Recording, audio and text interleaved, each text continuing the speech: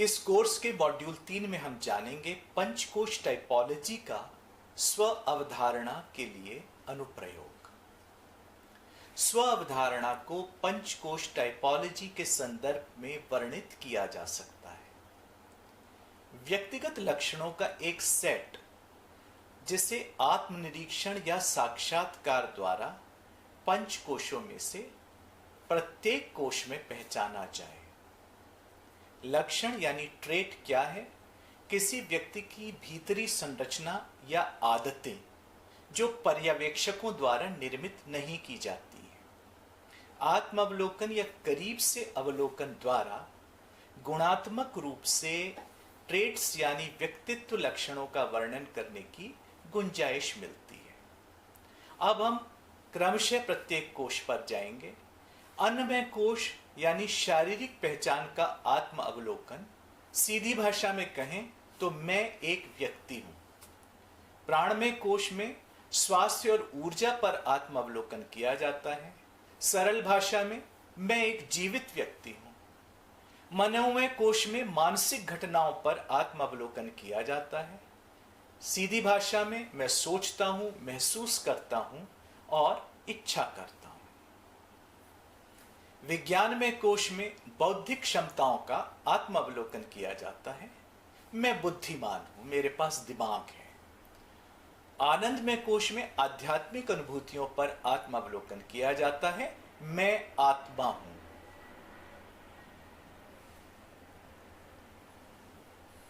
इस प्रकार पंचकोश टाइपोलॉजी का व्यक्तियों की अनूठी आत्म अवधारणा को प्राप्त करने के लिए एक इडियोग्राफिक दृष्टिकोण के रूप में अनुप्रयोग किया जा सकता है। ये ट्रेट्स यानी लक्षण आमतौर पर एक विशेषणात्मक शब्द के रूप में एक स्व रिपोर्ट इन्वेंटरी का उपयोग करके पहचाने जा सकते हैं या फिर एक प्रशिक्षित मूल्यांकनकर्ता द्वारा साक्षात्कार के माध्यम से जाने जा सकते हैं और वो सामान्य पर्यवेक्षक की टिप्पणियों को भी संदर्भ में ले सकते हैं।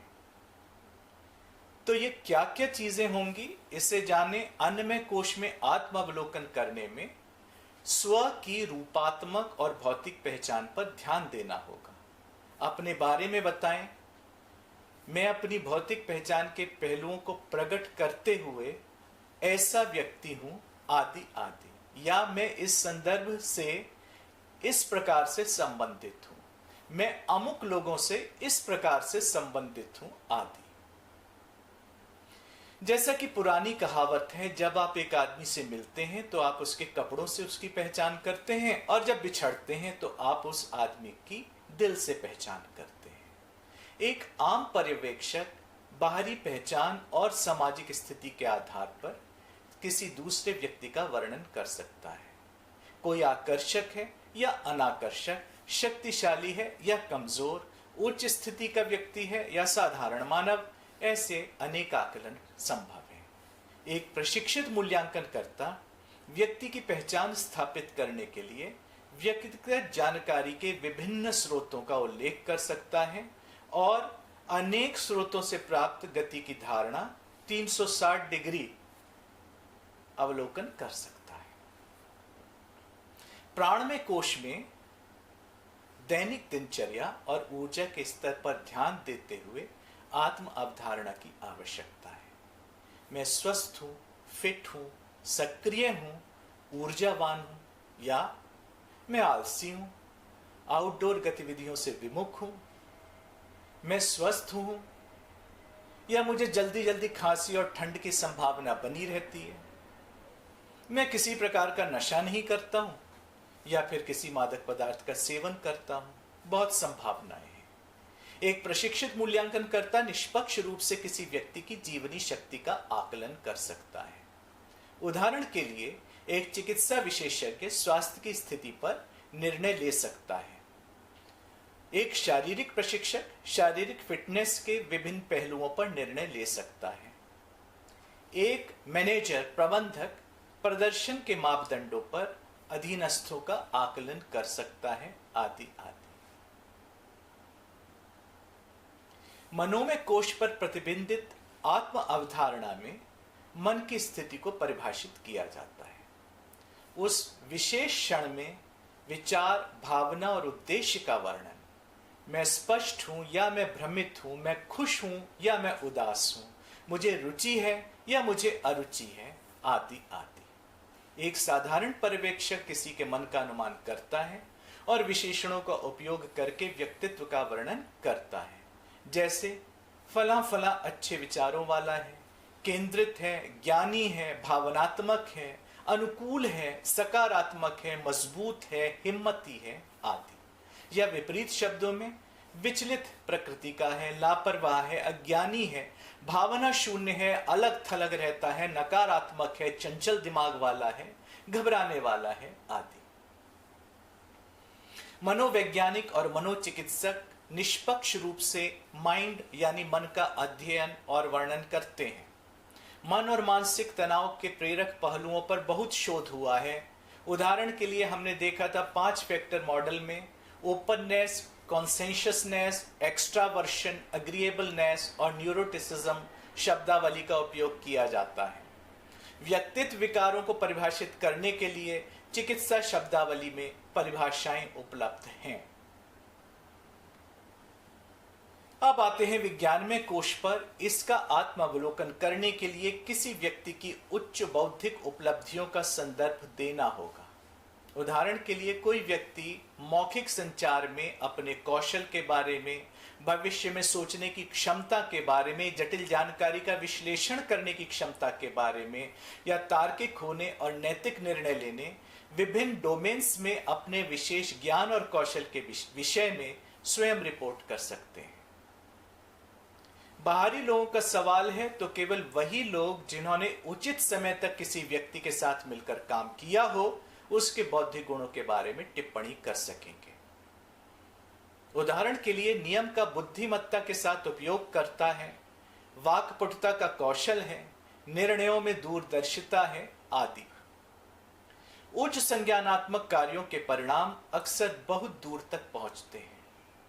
किसी व्यक्ति द्वारा लिए गए सही या गलत निर्णय अक्सर इतिहास के पन्नों में प्रतिबिंबित होते हैं।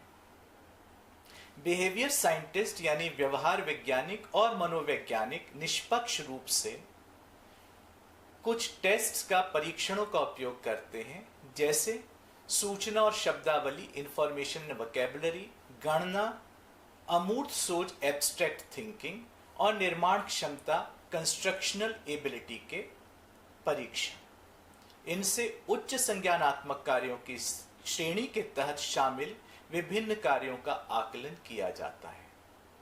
चिकित्सा विशेषज्ञ इस श्रेणी के कार्यों को मस्तिष्क के प्री फ्रंटल कॉर्टेक्स की गतिविधियों के रूप में देखते हैं। और अब हम अंत में आते हैं आनंदमय कोश पर, जिसके अवलोकन का अर्थ है आनंद या परम सुख, ब्लिस की स्थिति का वर्णन करना, और बहुत मुश्किल काम है। आनंद या ब्लिस क्या है? आनंद में कोश की एकल विशेषता है और केवल आनंद लेने वाला व्यक्ति है बता सकता है कि वह इसे कैसा महसूस करता है। यदि कोई व्यक्ति पिछले सभी 4 कोशों में सकारात्मक विशेषताओं की सेल्फ रिपोर्ट करता है, लेकिन वे अभी भी अपने मन की गहराइयों में आनंद की स्थिति प्राप्त करने के लिए प्रेरित है। उदाहरण के लिए, मैं स्वस्थ हूं, मुझे लगता है कि सकारात्मक रूप से मैं अपने मूल्यों पर दृढ़ हूं, मैं अपने काम का आनंद ले रहा हूं और मैं इसके साथ पूरी तरह से जुड़ा हुआ हूं, और इसके भी ऊपर मैं अपने अस्तित्व के साथ परिपूर्ण महसूस कर रहा हूं, मैं पूरी तरह से संतुष्ट हूं। यह वक्तव्य शायद आनंद की स्थिति का वर्णन है। हो सकता है ऐसा व्यक्ति कला, संगीत, प्रकृति जैसी चीजों का आनंद लेने के अपने स्वभाव के बारे में रिपोर्ट करे, या वे कुछ वांछनीय आध्यात्मिक क्रियाओं के बारे में रिपोर्ट कर सकते हैं जो जरूरी नहीं है कि संप्रदाय से जुड़े हों। पर्यवेक्षक जो ऐसे व्यक्तियों को आनंद की स्थिति में देख पाते हैं, उनके काम में लगे रहने के दौरान उनकी खुशी के संकेतों को देख पाते हैं और साथ ही उनकी निस्वार्थ भागीदारी की सराहना भी कर सकते हैं। व्यवहार वैज्ञानिकों ने भी प्रेरक सिद्धांतों, मोटिवेशनल थ्योरीज के दर्शन में परम सुख की स्थिति की व्याख्या करने का प्रयास किया है। उदाहरण के लिए कार्ल जंग ने अपने मनोविश्लेषणात्मक दृष्टिकोण में इस बात पर जोर दिया था कि व्यवहार अमूर्त यहां तक कि आध्यात्मिक प्रक्रियाओं से संचालित हो सकता है। मॉस्लो के जरूरतों के पदानुक्रम सिद्धांत में एक स्व वास्तविकरण की अवधारणा है जो चरम उत्कृष्टता की स्थिति है और इसे हम आनंद से तुलना कर सकते हैं। चिकजेंट मिहाई का फ्लो आनंद और खुशी की स्थिति है और वह मानता है कि यह तब प्राप्त होता है जब लोग पूरी तरह से जोन में होते हैं। और जोन क्या है? एक गतिविधि में डूब जाना जिसके दौरान समय की भावना खो जाती है और बहुत संतुष्टि की अनुभूति होती है। जहां तक चिकित्सा विशेषज्ञों का मानना है, आध्यात्मिकता WHO की परिभाषा में स्वास्थ्य के चौथे आयाम के रूप में शामिल हो, सभी चिकित्सक इस पर एक मत नहीं है। एक बड़ा तबका है जो इसके पक्ष में है और उनका मानना है कि यह एक ऐसी स्थिति है जहां कोई व्यक्ति दिन प्रतिदिन के जीवन के मुद्दों से निपटने में सक्षम होता है, जहां व्यक्ति की पूरी क्षमता अर्थ और जीवन के उद्देश्य और पूर्ति की प्राप्ति की ओर ले जाता है। भीतर से अस्तित्व की ऐसी स्थिति आत्मविकास, आत्मबोध और भावातीत अवस्था के माध्यम से प्राप्त की जा सकती है।